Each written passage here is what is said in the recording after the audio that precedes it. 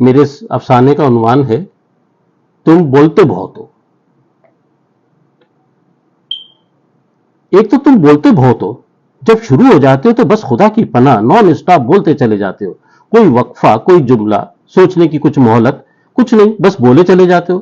مجھے سخت حیرت ہوتی ہے بھلا تمہارے ذہن میں اتنی باتیں، اتنے سارے جملے ایک ہی وقت میں کیسے آ جاتے ہیں؟ ایک بات ختم نہیں ہوتی ہے دوسری شروع کر دیتے ہو. خاندان کسی کا بھی ہو، وہاں کے جھگڑے تم سے سن لو، حتیٰ کہ تمام خاندان کا ذکر کر ڈالتے ہو.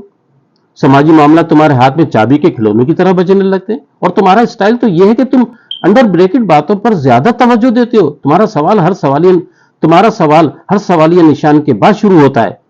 سیاسی معاملات میں گو کہ تمہاری دسترس زیادہ نہیں ہے، مگر تم اسے بھی کہاں چھوڑتے ہو. مجھے تو یاد نہیں آ رہا کہ کوئی واقعہ کہیں وقوع پذیر ہوا اور تم نے مجھے نہ بتایا ہو، خواہ وہ پہلے سے ہی میں کیوں نہ جانتا ہوں، لیکن تمہارے منہ سے ضرور سنتا ہوں. یہ ضروری کب ہے کہ ہر بات تم مجھے بتاؤ، مگر کیا کریں، تمہیں بتائے بغیر چین نہیں آتا. آج ہی کا ذکر لے لو، صبح سے ہی تم کتنی باتیں بتا چکے. بجلی غائب ہے، تم نے پورا لیکچر دے ڈالا. ہم نے اپنی زندگی میں اس ناہنجار چیز کو کس قدر داخل کر لیا ہے، اس کے بغیر رہ ہی نہیں پاتے. ہر کام مشین سے ہوتا ہے اور ہر مشین بجلی سے چلتی ہے، یعنی دوہری محتاجی. مشین ہے، بجلی نہیں ہے تو مشین بیکار، اور بجلی ہے مشین نہیں ہے تو بھی چین نہیں. اور پھر تم نے بجلی کے گھپلے، بے ایمانی اور بجلی کی چوری کا بتایا. اتنے بڑے بڑے نام بتائے، خدا کی پناہ تمہیں یاد کتنا رہتا ہے. اب برداشت ہی کر لو. جب تم نے بجلی کے بغیر حقیقی زندگی کے بارے میں اب یادداشت ہی کر لو. جب تم نے بجلی کے بغیر حقیقی زندگی کے بارے میں بتایا تو مجھے سخت حیرت ہوئی. تم نے اس سائنس دان کے بارے میں بتایا جس نے بے شمار ایجادات کی، مگر آخری من میں وہ ایسی جگہ جا کر آباد ہو گیا جہاں ایجاد کا لفظ تک نہیں پہنچا تھا. ایک لمحے کو میرا دل چاہا کہ اسی دنیا میں جا کر بس جاؤں، لیکن دور افتادہ ٹھنڈے پانی کی بہتی ندی کے قریب اونچے اونچے درختوں اور زمین پر بچھی ہوئی نرم اور ریشم جیسی سبز گھاس کے درمیان لکڑی کی بلیوں، تختوں اور چھال سے بنی ہوئی جھونپڑیوں میں، جہاں کی فضا میں شہری زندگی کے گرد کا نام و نشان تک نہ ہو. یقین کرو، جب تم نے وہاں کا نقشہ کھینچا تو میں اس تصوراتی وادی میں کھو گیا تھا. مگر تم اچانک موضوع بدل کر کہیں اور نکل گئے. میں تمہارے پاس آ گیا، بلکہ شاید تم میرے پاس آ گئے تھے. اور ہاں، یاد آیا، تم نے میری خالہ خالو کے جھگڑے کے بارے میں ذکر کیا تھا، وہی جو پچھلے دنوں ان کے درمیان چل رہا تھا. خالو کی دوسری شادی کی وجہ سے. خالہ بیچاری بہت نیک اور شریف خاتون ہے، لیکن مسئلہ سیکشولیٹی کا آ جاتا ہے. پہلے بریسٹ کینسر ہوا، پھر ڈاکٹر نے ایک پستانی آپریٹ کر ڈالا. یہ تمہیں معلوم ہے کہ حسن توازن میں ہوتا ہے، اگر توازن نہیں ہے تو پھر حسن بھی نہیں ہوگا. بس خالہ سے بے اعتنائی اور خالو کی دوسری شادی نے ان کے ذہنی توازن پر بھی اثر ڈالا. اب نہ جسم میں توازن ہے اور نہ ذہن میں. نہ جانے میری یادداشت کو کیا ہوتا جا رہا ہے. ہاں، یاد آیا، تم نے خالہ کا ذکر کیا اور پھر اچانک یہ کہ جست میں بڑھتی ہوئی آبادی پر آ گئے. ارے میاں، تمہارا اس بڑھتی ہوئی آبادی سے کیا تعلق؟ لیکن میں تمہاری بہت سی باتوں سے متفق ہوں. مثلا ساری دنیا میں اس نظریے پر بحث چل رہی ہے کہ اسلام زیادہ آبادی اور کم آبادی کے مغربی تصور سے ہٹ کر علیحدہ تفہیم کرتا ہے، جبکہ مغربی ممالک میں اس فکر میں مبتلا ہے. در حقیقت یہ پریشانی انہیں زیادہ آبادی سے نہیں بلکہ بڑھتی ہوئی اسلامی آبادی سے ہے. تم دیکھنا، میں جب بھی شادی کروں گا تو بغیر وقفے کے بچے پیدا کروں گا. بھلا کاہے کا وقفہ؟ اور یہ بعض لوگ مصنوعی طریقے سے وقفے کرتے ہیں، اس کا بھی کیا بھروسہ؟ ابھی چند دنوں پہلے کی بات ہے، وہ بھی ہمارے گھر کے سامنے والے دلشاہ صاحب، ہاں جانتے ہو نا تم انہیں، وہی جن کا لیڈیز چپلوں کا کارخانہ ہے. ارے وہ جن کے کارخانے میں کنجی آنکھوں والا مہتاب کام کرتا ہے، جس کے ابا نے گھر میں کام کرنے والی ماسی سے محض اس لیے شادی کی تھی کہ اس کی جوان بیٹی پر ان کی نیت خراب تھی. اسی بہانے سے ماں اور بیٹی دونوں ان کے گھر میں آ گئی. اسی مہتاب کے کارخانے دار ہیں دلشاد صاحب. میں انہی کے بیٹی کی بات کر رہا ہوں. اس نے اپنی بیوی کے گھر سے نکال دیا اور وجہ یہ بتائی کہ اس کی بیوی کے پیٹ میں جو بچہ ہے وہ اس کا نہیں ہے بلکہ کسی اور کا ہے. تمہیں پتا اس نے کیا دلیل دی؟ وہ کہنے لگے کہ میں ایسا کام ہی نہیں کرتا کہ بچہ پیدا ہو. وہ لڑکی رو رو کر ہر طرح کی قسم کھا کر کہہ رہی تھی کہ اس نے اپنے شوہر کے علاوہ کسی اور کی کبھی شکل بھی نہیں دیکھی. وہ قسمت کی ماری رو رہی تھی اور مجھے ہنسی آ رہی تھی کہ آج کل کسی بھی کمپنی کی مصنوعات کا کوئی بھی بھروسہ نہیں ہے. میرا خیال ہے اس کمپنی والوں نے سن لیا ہوگا کہ کم مضبوط شے بناؤ، زیادہ فروخت ہوگی. دیکھ لو گاڑیوں اور مشینوں کے پرزے کس قدر کمزور بنائے جاتے ہیں. وجہ اصل وہی ہے. دیکھو بات کہاں سے کہاں نکل گئی. یہ تمہاری وجہ سے ہوتا ہے، اور جب تم بولتے ہو تو میں اپنی ساری بات بھول جاتا ہوں. ذرا کم بولا کرو یار، کسی دوسرے کو بھی موقع دیا کرو. آخر وہ بھی کچھ کہنا چاہتا ہے. ذرا مجھے کچھ یاد کرنے دو کہ میں کیا کہنا چاہ رہا تھا. ہاں، یاد آ گیا. اچھا پہلے ایک بات بتاؤ، تم نے پچھلے ہفتے سب کے سامنے یہ کیوں کہا تھا کہ میری جیب میں کاغذ بہت ہوتے ہیں؟ تمہیں کیا معلوم کہ جیب میں رکھی پلاسٹک کی تھیلی میں کیا کچھ ہوتا ہے؟ تم دیکھنا چاہتے ہو؟ چلو میں دکھاتا ہوں. یہ دیکھو، یہ پلاسٹک کی تھیلی بہت ضروری ہے، یہ کاغذات کو بارش سے بھیگنے سے بچاتی ہے. اب تم یہ مت کہنا کہ کراچی میں بارش ہی کب ہوتی ہے. اب کراچی کیا، پورے پاکستان میں بھی بارشیں نہیں ہوتی.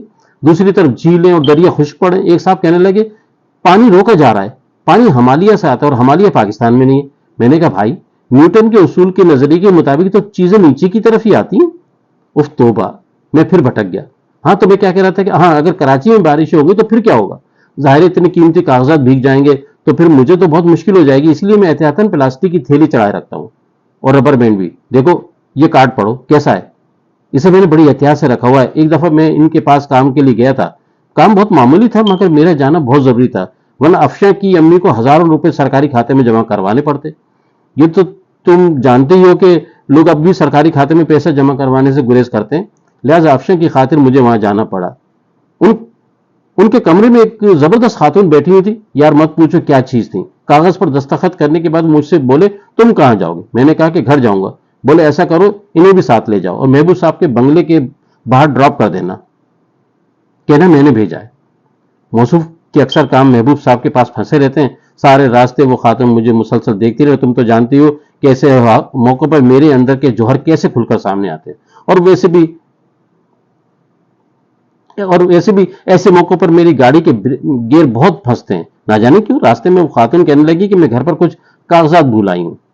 تو تم ہاں تو پھر میں ان کے فلیٹ پر گئے، پھر محبوب صاحب کے پاس گئے، اور پھر میں تو پنکچر ہی ہو گیا. بعد میں محبوب صاحب کے وہاں چھوڑا، لیکن یہ کارڈ جیب میں ہی رکھ لیا. اب اس کارڈ کی مدد سے کوئی بھی بڑا کام نکلواؤں گا. آخر وہ اتنی بڑی پوسٹ پر بیٹھے ہوئے ہیں.